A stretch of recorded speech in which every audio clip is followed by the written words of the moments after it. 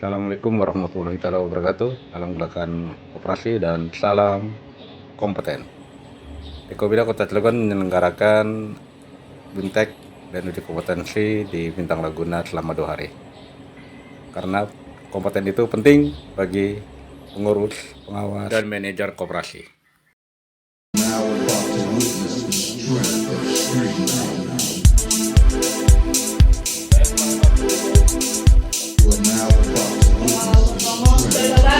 Mohon maaf, yang saya hormati Ketua Bidang di Kopinda Bapak Ubaidillah, dan yang saya hormati Bapak Ibu beserta Kita syukur kepada Allah Subhanahu wa Ta'ala, pada hari ini kita semua dalam keadaan insya Allah dalam keadaan sehat.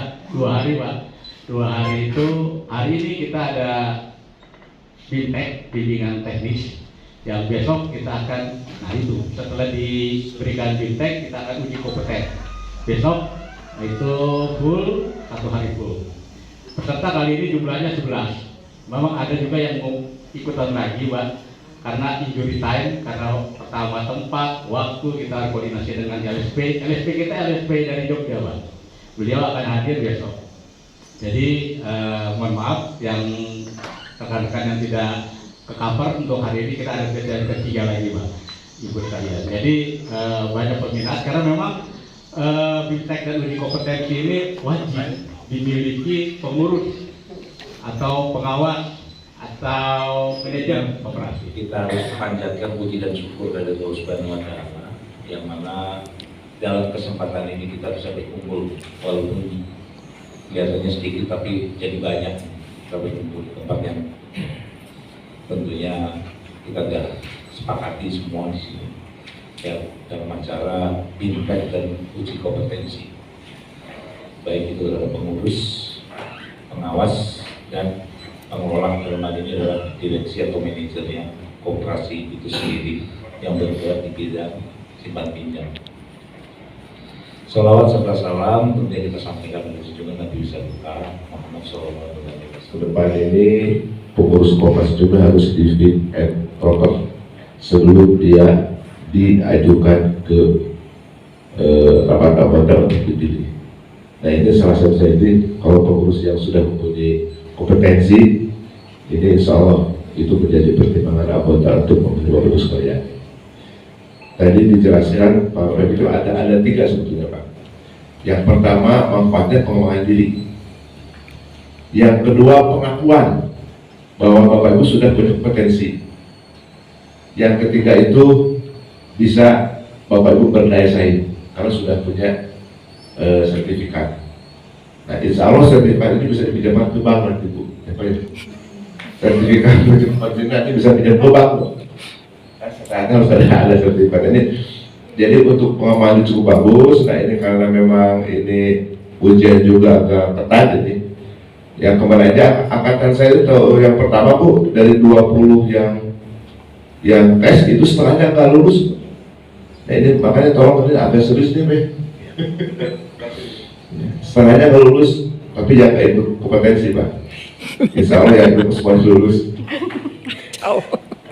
Nah jadi jadi titip aja ke teman-teman pengurus ini kadang-kadang di dalamnya tidak ada pendidikan karena koperasi mengemban ini Pak 3 lembaga besar Pak. Koperasi ini